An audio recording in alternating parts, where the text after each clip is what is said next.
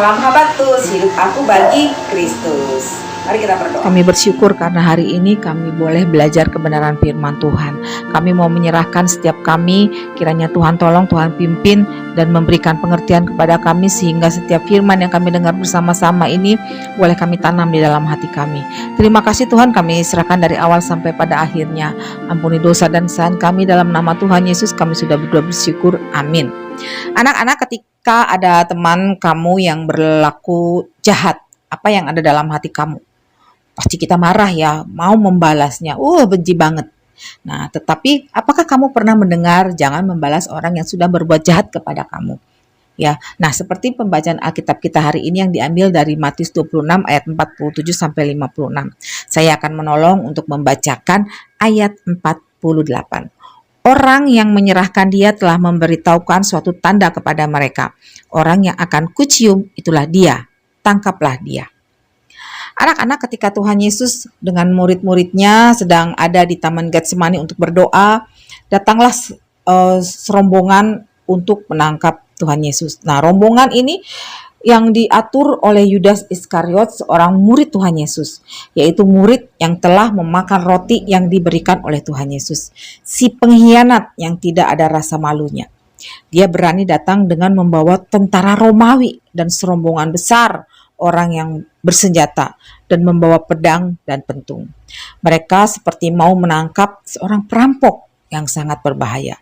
Nah, Yudas ini yang memimpin mereka datang ke Taman Getsemani karena Yudas tahu bahwa tempat inilah Tuhan Yesus dan murid-muridnya biasa untuk berdoa. Nah, Yudas Iskariot menjadi alat bagi para imam kepala untuk menangkap Tuhan Yesus. Nah, Yudas Iskariot memberikan tanda kepada rombongan itu, yaitu dengan ciuman yang menandakan keakraban dan kasih, padahal itu tanda untuk penangkapan Tuhan Yesus. Nah, anak-anak, betapa jahat dan kejamnya Yudas Iskariot. Semua yang dia berikan kepada Tuhan Yesus adalah kebohongan, palsu. Nah, dari semua itu yang dia lakukan hanya untuk mencari keuntungan, penuh dengan kepalsuan, hanya karena 30 keping uang perak meskipun gurunya ditangkap dan mati. Ya. Nah, anak-anak, banyak orang yang bertingkah seperti itu, pura-pura baik padahal hatinya jahat. Misalnya, pura-pura mau menolong padahal supaya dapat pujian. Nah, anak-anak, Yudas Iskariot berdosa, semua rombongan yang mau menangkap Tuhan Yesus juga berdosa. Murid-murid Tuhan Yesus juga berdosa. Kamu, saya, dan semua orang di dunia ini juga berdosa. Ingat Roma 3:23, semua orang adalah berdosa. Apakah Tuhan Yesus tidak bisa melawan mereka? Tuhan Yesus sangat bisa melawan mereka. Tuhan Yesus bisa meminta lebih banyak malaikat untuk turun dan menghancurkan mereka. Tetapi Tuhan Yesus tidak melawan, ya.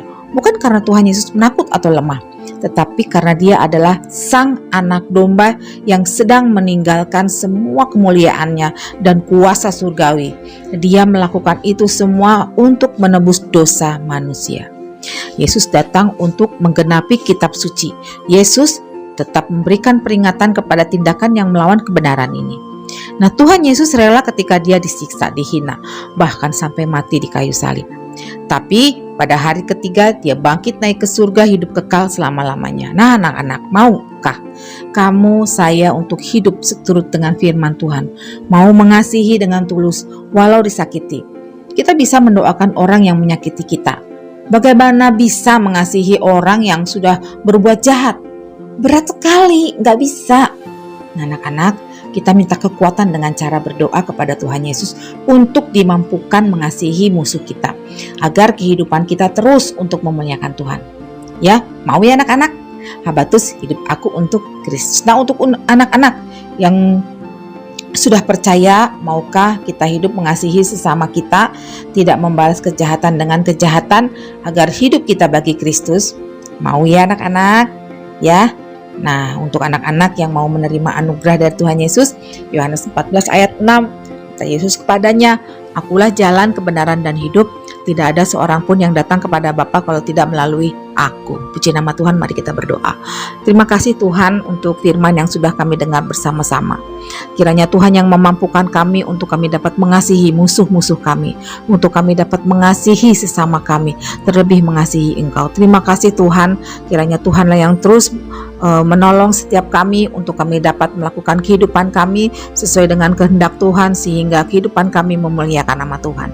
Terima kasih ya Bapa, ampuni dosa kesalahan kami, dalam nama Tuhan Yesus kami sudah berdoa bersyukur, amin. Jangan lupa kita siapkan hati kita untuk mengikuti Jumat Agung dan perayaan Paskah.